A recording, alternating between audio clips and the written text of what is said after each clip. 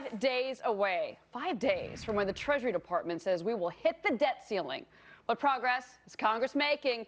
Joining us now, two of my favorite freshman congressmen, Republican Representative RepDennisRoss from Florida and Democratic Representative Hansen Clarke from Michigan. Gentlemen, it's great to see you again, and I love that you've been working together so well in Washington. I have to compliment you on this, but we are concerned about the debt ceiling, Congressman Clarke, very concerned.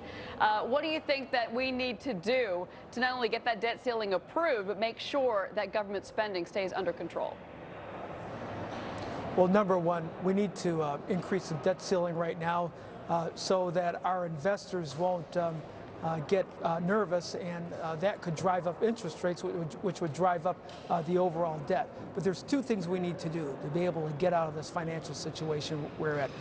We need to expand our economy, put more people back to work, help them save their money, and also reduce the main driver to our budget costs, our debt and deficit, which is health care costs based on the demographics, older, larger population, and to control the rate of medical technology. Okay. If we do that, put more people back to work, reduce our health care costs, pull out responsibly out of our military efforts, especially in light of Mr. bin Laden now being out of the picture, we can redirect much of that money in Afghanistan to reduce our deficit, secure our borders, and rebuild our cities, putting more people back to work. Okay, Congressman Clarke, I mean, you're targeting the military. That might not be so popular, but you're also targeting health care, another very scary one to go down. But Congressman Ross, let me take that same question to you. He's talking about health care, the military. Where would you start to make cuts, Congressman?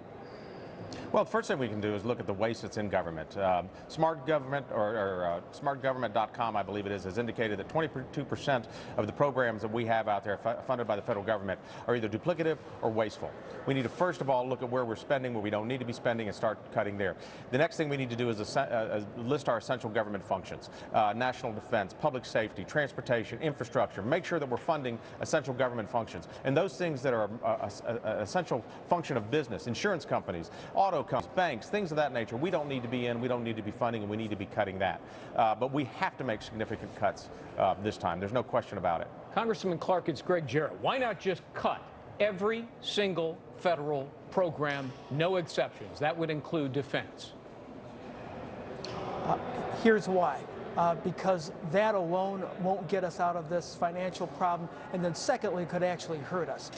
In order for us to get out of the debt and deficit and overspending, we need to grow our economy. We need more people to go to college. We need financial aid. We need to continue to invest in manufacturing, because it's our manufacturing capability that's made this country strong and powerful and created prosperity. I'm not just saying that because I'm from Detroit, but there are other areas that we've had growth in. But then secondly, we need to keep people healthier. That's the way you reduce health care costs. So we don't want to put Medicare on a voucher that won't cover people's health care costs. That's going to probably make folks bankrupt and broke as it is. So we've got to put more people back to work, control health care costs by creating healthier lifestyles and making sure that people get the health care treatment that they need that's affordable. Look, you're talking about creating jobs, and most analysts tell us that we're going to have unemployment between 8 and 9% for the rest of the year, and that's just kind of the new reality. But Congressman Ross, at the same time, what we could do is revisit the corporate tax rate. Congressman Clarke wants jobs created. Congressman Ross, why not reduce the corporate tax rate, put more money, more power into the hands of American companies that can actually do the hiring? Because the government's not doing it anymore. First of all, that makes sense. But unfortunately, what makes sense doesn't always be what we do here. But if we don't reduce the corporate tax rate, we're going to continue to have manufacturers and other jobs go overseas. We need to eliminate the capital gains tax. We need to eliminate the estate tax. Economic growth is absolutely necessary for the career private sector jobs. Whatever we can do to incentivize that, we need to be doing that if we want to restart this economy. Another question. Well, gentlemen, it's Rob Basso here. Take a look at the American landscape right now. What is this debt ceiling, going to actually do? I don't think we've been told by our representatives, if this doesn't get raised, what's it going to do? It's never happened in history. Do you guys have an answer on what this is actually going to do if we don't raise the debt ceiling? Congressman Ross? I don't think we should. Oh, go ahead, Congressman. Well, I think there have been occasions in the past where we have not raised the debt ceiling. I will tell you that I am not convinced that raising the debt ceiling is the right thing to do. If we cannot right now live within our means, what makes us think that we raise our borrowing limits, and we're going to be able to live within it again. We're going to either kick the can down the road to a greater calamity, or we're going to have to face it head on with this debt ceiling.